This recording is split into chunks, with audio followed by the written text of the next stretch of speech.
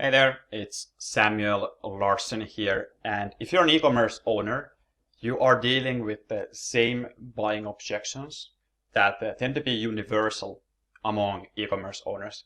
We happen to know this because we survey our clients' clients. So we survey those people shopping around the internet on our client stores. And there are multiple hidden objections that often surface when you ask people to pull out their credit card, and that's when these surface. However, these objections are there deeper than on the checkout level. They are generally store level issues and store level objections. So something doesn't look quite right. It doesn't give you the right emotional feeling on the store, and that's when you often just decide it's not worth the risk. This is amazing in terms of market research because when you are asking people to buy, that's the most realistic situation for them to buy. So problem is with e-commerce is that the pain is immediate. So the purchasing pain is immediate, but the reward is not going to be tangible, at least yet. So you're asking people to part with their money. That is already quite a big pain. And then that's basically for the future reward. Ideally, we'd want to do the exact opposite. So pay later, receive now. But we've noticed that we can get more people to check out, but that's not often smart. Sometimes it's better to do the groundwork because oftentimes if we just push the checkout, we are postponing the abandonment. So with client stores, we see this over and over again and have started to understand the process a little bit better. Now, I view these buying statements that we're going to go through and actual buying as one, because I've never seen a case where if somebody says yes to all of these four and not buying, that just wouldn't make any sense. So if you can get these core statements to click on the buyer's head, then they are logically convinced enough to buy at least. And the last thing you need after that is either emotion or urgency. But introducing emotion at least is actually pretty much the easy part. So think of it as a sort of a two-way process here, or a two-part process. First, they need to be sold on the store itself. So they need to trust you as the seller. And the second thing is that they need to be sold on the product itself. So if they are sold on you as a seller and the product, the sale should happen. If they don't trust you as a seller, but they like the product, sale probably won't happen, and likewise when the situation is vice versa. So we need both. Let's start with question number one here. So this is a question the buyer has subconsciously.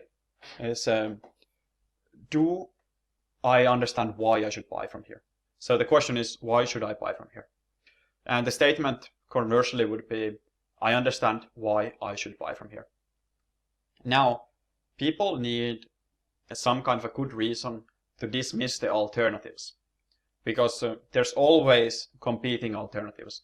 Even if you have a somewhat of a unique product, it's unlikely that it's completely unique. So you are always facing some competition. And even if you don't have a competing product, you are competing against the status quo of doing nothing. Now also, with the understanding why I should buy from here, you need to be able to have people trust your claims. Not only claiming things, but trusting them as well. So that's, again, a bit of a two-parter. It's something like everybody can talk, but is it from a trustful place as well? So, those two things. Statement number two. I understand the delivery and return policy of this store. So this includes the return shipping as well.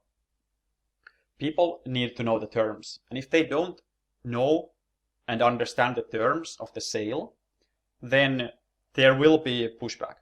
There's no promise of that future gain.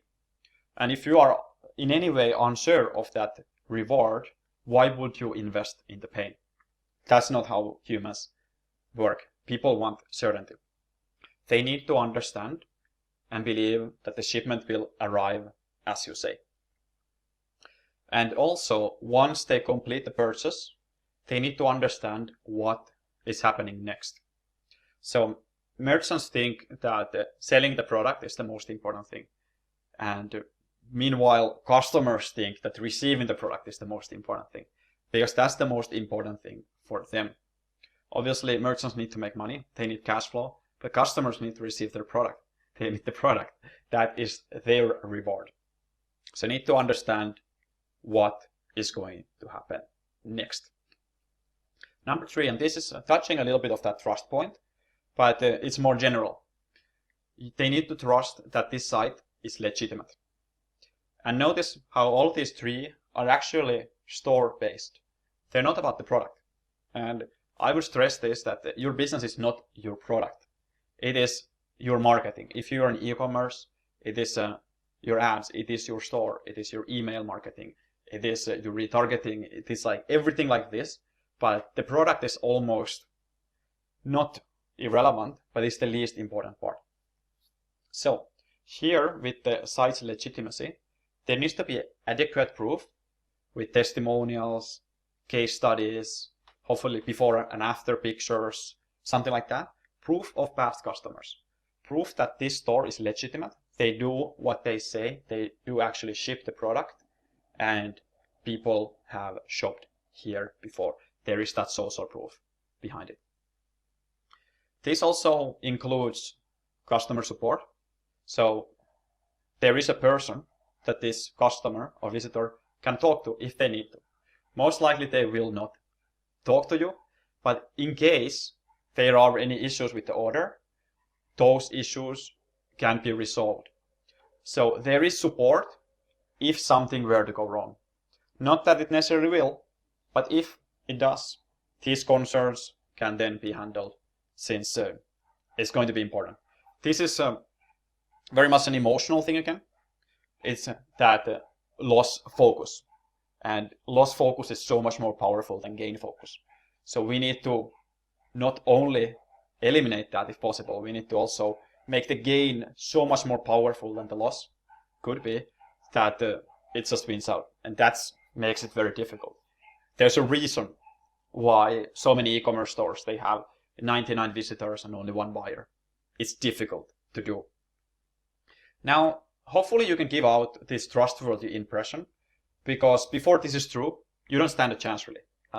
You could change the product line, and you might think like, okay, this product is not selling, but you didn't give it a chance.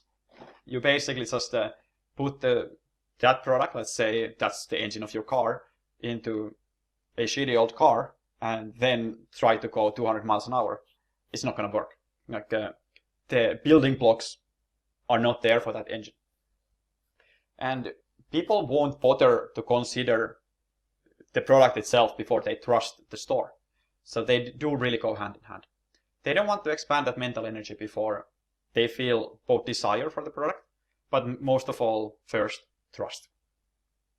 Number 4, and this is the last one. This is the only product related one. They need to have the confidence that the product is right for them. Now, the word right is an incredibly loaded word here. I give you that.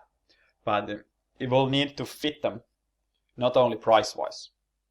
If it's a clothing item, for example, it will need to fit them personally. If it's something else, like it will need to fit their use case. I wouldn't buy stereo headphones if I didn't need them, for example. And then, of course, the pricing needs to be right as well. And the more right it needs to be compared to how easy it is to compare the product. So, for example, in electronics, the price is very important because there's going to be immediate competitors selling that exact same product with clear terms. And in that way, it's many ways, it's a race to the bottom and stores operating on very thin margins. Now, I'll repeat that again. I have the confidence that the product is right for me. That also means I want it. So they need to have that emotional fit there as well. And they need to feel and think that there is no better alternative for themselves. Or they may not have 100% focus on that or believe that it is, but they need to believe that this is good enough. Good enough is the word there. So it's not worth going somewhere else and searching, because either this matches enough boxes, ticks the boxes, and maybe 30-minute search could provide a better product or a cheaper price, but it's not worth the hassle. I want it now. Now, one thing that there's kind of looping this all over together is the so-called consideration cycle. And this is a massively overlooked thing in general. And most people think that, okay, I hit all these checkboxes here, people are going to buy immediately. But if you check your store, you can check Google Analytics, and there's the so-called lag time report. So there you can see how long does it actually take for your customers to make the decision. Now, the longer it is, the more important your remarketing and retargeting will be. So it's good to know this. But I think for most, let's say, dropshipping stores, the consideration cycle is pretty short. Because if people take time to think it over, go to AliExpress, for example, then they'll find out that it might be smarter to shop from there. Now, generally, the longer the conversion cycle, the more considered the purchase is. So if you make the sale, it doesn't matter much in general, like how long the conversion cycle is. You do have retargeting costs. It does hurt your cash cycle a little bit. And in general, I have yet to see a case where having people consider their purchase more would be good for the conversion rate. It tends to be sometimes okay for the average order value or revenue per visitor, but not really conversion rates. So if your pricing is more fixed, the goal should be quicker purchases. All right, that's it for that. There are 2 videos that I'm going to link here. But first of all, you want good content on YouTube, not like cat videos or something like that. Make sure to subscribe and like the video for the YouTube algorithm. You will get a better feed by liking these videos. It's for you. It's not for me. It's for you. Because you'll need to continue your education and get smarter. E-commerce is a very competitive game. But here, I'll leave a tutorial that I made considering understanding your visitors. Very similar pointers as here, but completely different in many ways. So it's not going to double content you. Then a second video here is understanding visitor empathy. So understanding the visitors. It comes down to this when it comes to optimizing websites so many times. Thank you very much for watching. Hope you enjoyed it. Take care. I'll see you in the next video. Cheers.